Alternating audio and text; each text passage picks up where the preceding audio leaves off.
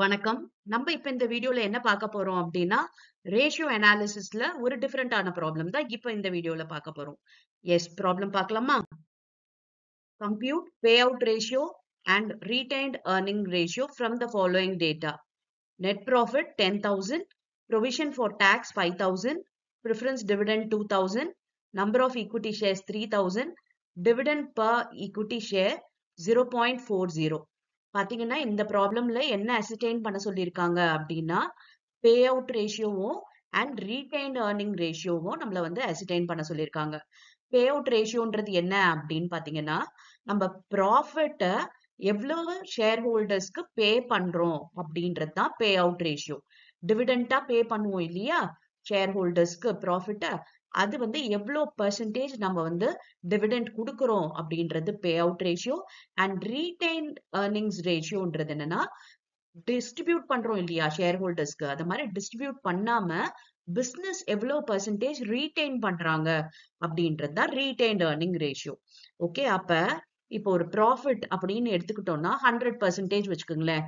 அதுல ஒரு பாதி பே அவுட் அண்ட் இன்னொரு பாதி ரீடைன்ட் ஏர்னிங்ஸ் ரேஷியோ, அவ்வளவுதான். ஓகே, அதாவது ரிட்டென்ஷன் ரேஷியோன்னு அதை சொல்லலாம். அந்த ரீடைன் ஏர்னிங் ரேஷியோன்றத, அதாவது இப்ப 50% பே அவுட்னா 50% ரிட்டென்ஷன். ஓகே, 70% பே அவுட்னா 30% ரிட்டென்ஷன், 30% பே அவுட்னா 70% ரிட்டென்ஷன், இவ்வளவுதான். அப்ப இந்த பே அவுட் ரேஷியோ நம்ம கண்டுபிடிச்சிட்டோம் அப்படின்னா ரீடைன் ஏர்னிங் ரேஷியோ, அதாவது ரிட்டென்ஷன் ரேஷியோன்னு இதை சொல்லலாம். அதை வந்து கண்டுபிடிக்கிறது ரொம்பவே சுலபம் தான். எஸ், இப்ப இந்த பே அவுட் ரேஷியோ கண்டுபிடிக்கிறதுக்கான ஃபார்முலா பார்க்கலாமா? பாருங்க, dividend per share divided by earning price per share. Okay, earnings per share. Okay, இப்ப டிவிடெண்ட் பர் ஷேர்ன்றது இங்க கொடுத்துட்டாங்க.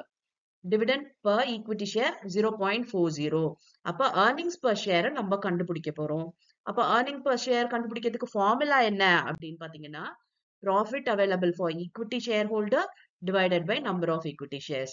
இப்ப இந்த ஃபார்முலால நமக்கு தேவையான profit available for equity share holder வந்து நமக்கு தெரியாது, நம்ம கண்டுபிடிக்கணும். ஆனா நம்பர் ஆஃப் ஈக்விட்டி ஷேர்ஸ் கொடுத்துட்டாங்க பாருங்க. Number of equity shares 3,000. அப்ப இதை வந்து நம்ம 3,000ன்றது தெரிஞ்சு போச்சு. இப்ப இந்த ப்ராஃபிட்ஸ் மட்டும் நம்ம எப்படின்னு கண்டுபிடிக்கிறதுன்னு பார்க்கலாம். அதுக்கு ஒரு ஃபார்முலா இருக்கு.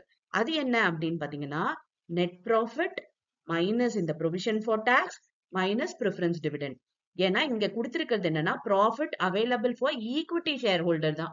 அதாவது ஈக்விட்டி ஷேர் ஹோல்டருக்கு எவ்வளவு ப்ராஃபிட் அவைலபிள் அப்படின்றது தான் கொஸ்டின். அப்ப அதுக்கு முன்னாடி நம்ம டாக்ஸ் பே பண்ணணும், அதுக்கப்புறம் ப்ரிஃபரன்ஸ் டிவிடெண்ட் ஏதா இருந்துச்சுன்னா பே பண்ணணும். அட் லாஸ்ட் ப்ராஃபிட் என்ன லெஃப்ட் அவுட்டோ அதுதான் available for equity share holder.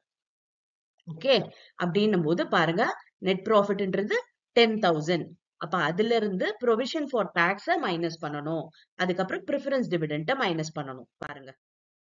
Okay, அப்ப 10,000ல 5,000 ப்ரொவிஷன் ஃபார் டாக்ஸ், அதுக்கப்புறம் 2,000 ப்ரிஃபரன்ஸ் டிவிடெண்ட். இதை ரெண்டுத்தையும் மைனஸ் பண்ணோம் அப்படின்னா நமக்கு அவைலபிள் என்னன்னா 3,000. இதுதான் profit available for equity share holder. Okay, அப்ப profit available for equity share holder தெரிஞ்சிருச்சு and divided by number of equity shares இங்க 3,000ன்றது தெரிஞ்சிருச்சு. அப்ப ரெண்டுத்தையும் டிவைட் பண்ணோம் அப்படின்னா வரதுதான் நமக்கு ஏர்னிங்ஸ் பர் ஷேர். அப்ப ஏர்னிங்ஸ் பர் ஷேர் என்னது 1 தான் ஏர்னிங்ஸ் பர் ஷேர். ஓகேவா? எஸ், இப்ப நம்ம வந்து பே அவுட் ரேஷியோ கண்டுபிடிக்கலாமா? எஸ், டிவிடெண்ட் பர் ஷேர்ன்றது 0.40 and divided by earnings per ஷேர்ன்றது 1. ஓகே, அப்ப நம்ம இத பெர்சன்டேஜ்ல சொல்றோம் அப்படின்னா 0.40 divided by 1 is equal to 40%. Okay, அப்ப பே அவுட் ரேஷியோ எவ்வளவு? 40% தான் பே அவுட் ரேஷியோ. சரியா? எஸ், இப்ப நெக்ஸ்ட் ரீடைன் ஏர்னிங் ரேஷியோன்றது என்ன அப்படின்னது நம்ம சொன்னோம் இல்லையா? இது ஒரு 40னா அப்ப அது என்னது? நம்ம ஃபார்முலாவே போட வேண்டாம், அப்படியே சொல்லிடலாம் 60%. அவ்வளவுதான். பாருங்க, retained earning ratio எவ்வளவு? 60%. Because இது 100% total profit நமக்கு. அதுல payout ratio வந்து 40% தெரிஞ்சு போச்சு. அப்ப பேலன்ஸ் இருக்க 60% தான் retained earning ratio. Yes, ஈஸியா இருந்ததா ப்ராப்ளம்? ஓகே, உங்களுக்கு பிராக்டிஸ்க்காக இதே மாடல்லயே ஒரு ப்ராப்ளம் கொடுத்திருக்கேன்.